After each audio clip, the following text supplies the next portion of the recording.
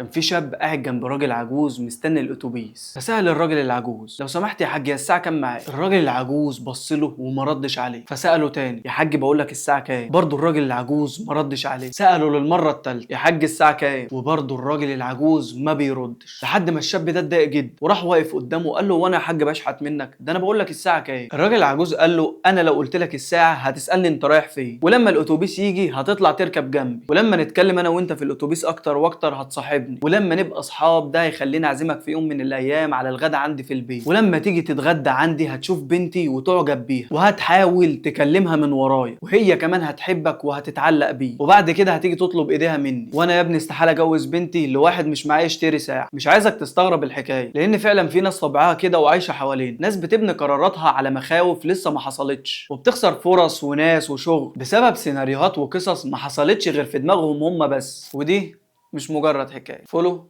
لو عايز تشوفني تاني.